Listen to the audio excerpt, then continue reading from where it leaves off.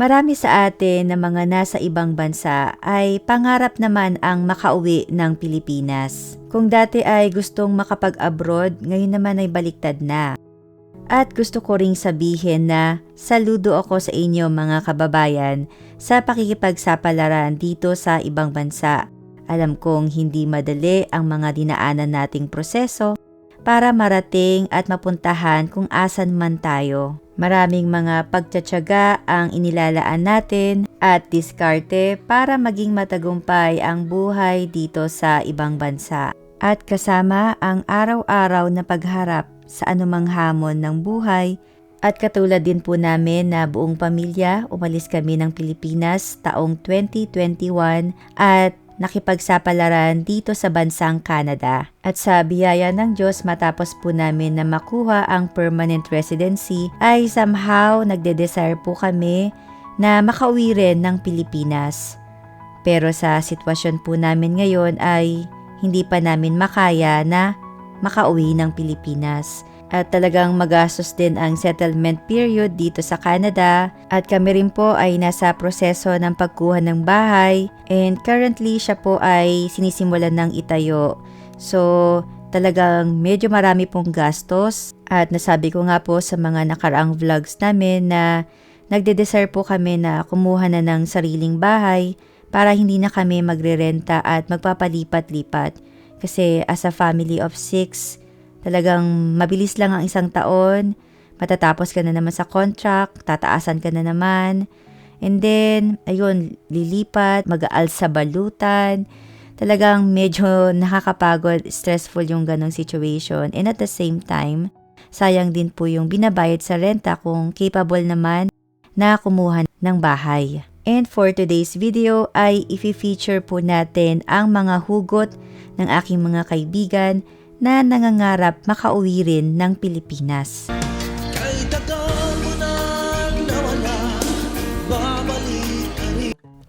Salamat po Kuya Gary V.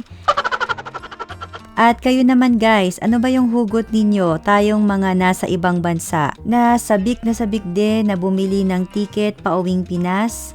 I-comment nyo lang po sa ating comment section. Hugot number 1. Miss na miss ko na ang pamilya ko. Sina nanay, tatay, kuya, ate, ang mga alaga kong aso, pusa. At talaga namang no doubt, ito ang nararamdaman ng mga OFW or yung mga nangibang bansa dun na nanirahan at naiwan ng kanilang mga mahal sa buhay. At kadalasan ang pag-aasam na muling makita ang mga mahal sa buhay sa Pilipinas ay yung nagdadala ng kasiyahan sa araw-araw na mag-look forward sa araw na pauwi na ng Pilipinas. At kahit na ba merong Facebook Messenger, video calls, iba pa rin kasi yung talagang makakasama mo sa bahay. So talagang ibang-iba kung physically tayo ay magkikita-kita at talagang di biro ang mga pinagdadaanan ng mga ating kababayan na nasa ibang bansa na malayo sa kanilang mga pamilya lalo na pagka-single. And talagang pag umaatake ang homesickness, there are times nakakawalang ganang pumasok, hindi ka ganun ka motivated, na para bang gusto mo na lang umuwi, bumalik ng Pilipinas dahil sa hindi mo makayanan na ayun, malayo ka sa pamilya mo, and ang buhay, napaka-busy, trabaho, matutulog, kakain, papasok ulit kinabukasan. So, yung mga pagtsatsaga ng ating mga kababayan na mawalay sa pamilya, lalo na yung may mga anak. Ano? Lalayas ka na naman? Ha? Sige! Lumayas ka! Layas! Talagang lalayas ako! Oh! At sino ba naman ang hindi makakalimot sa heavy drama movie na ito na Anak, starring Vilma Santos and Claudine Barreto? Talagang nakakaanting ng puso, di ba?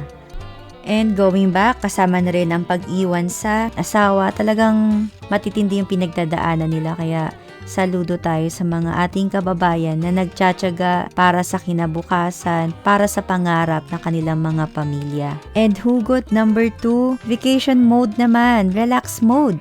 Ang sabi nga, magtrabaho ka para mabuhay at hindi mabuhay para sa trabaho. So, kunin mo na yung vacation na yan. Dahil totoo naman talaga guys, yung oras, hindi natin yan mababayaran.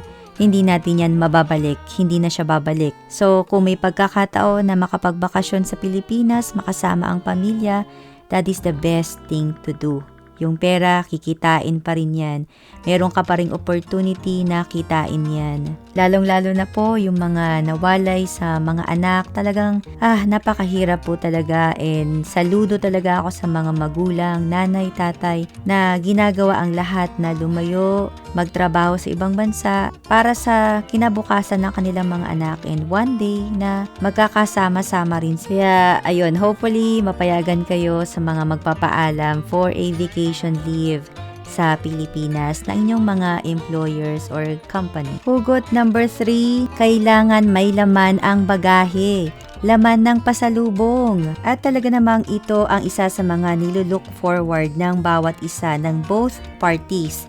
Mga nasa ibang bansa at yung mga makaka-receive ng pasalubong sa Pilipinas. So, tayong mga nasa ibang bansa, unti-unti natin yan iniipon kung nakaka-relate kayo. May iba nga na merong box na and from time to time, kapag ka merong sale, ayun, bumibili unti-unti para naman at least maka-discount ang mga nasa abroad. And syempre, talagang excited din dito ang ating mga pamilya sa Pilipinas. Mapa-experience man lang ang buhay abroad sa pamamagitan ng pasalubong. Or mapatikim man lang ang mga pagkain na kinakain dito sa abroad or mga damit. Kaya naman ang iba sa atin talagang nagtatabi-tabi na lang din dahil sa pagka binili mo siya ng isang bagsakan, talagang mabigat po. Kaya ang iba, halimbawa, simula ng January, naglalagay-lagay na yan sa box pagka may makikitang sale. So, ayun, nagta-timing din talaga ng sale. Hugot number 4, pasyal sa Pinas, lakwatsa dito, lakwatsa doon, ihanda ang budget.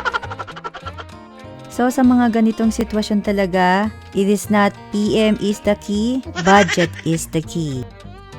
But don't worry guys, yung mga nasa abroad talagang tanggap na nila yun. Ganun talaga ang sitwasyon, ganun talaga ang kalakaran. And kaya naman sila nagtatrabaho and kumikita dito sa abroad, yun, para kahit papano makapag-share. Dahil in reality ay talagang marami po ang babayarin dito sa ibang bansa, lalo na sa mga nakasettle na dito, nagbabayad ng mortgage, with insurance pa yon, may property tax pa. And kung merong sasakyan na inuhulugan, ayun, may monthly rin iyon na insurance or pwedeng bi-weekly, depende sa inyong mode of payment. So, medyo yun po. Marami talagang gastusin din dito sa abroad. Budget is the key talaga. But still, case-to-case basis, talagang may mga kababayan po din tayo sa ibang bansa na hirap makapag-ipon. So, talagang depende po sa sitwasyon ng ating mga kamag-anak, kaibigan, dito sa abroad.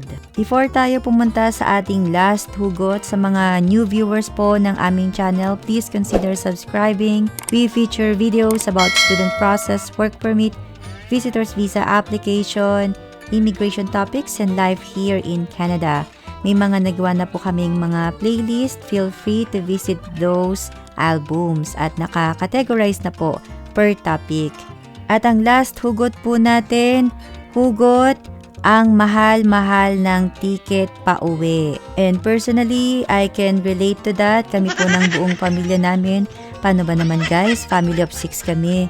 And talagang feel na feel namin ang mahal ng ticket na ito. Nag-try akong mag-check before ako gumawa ng video.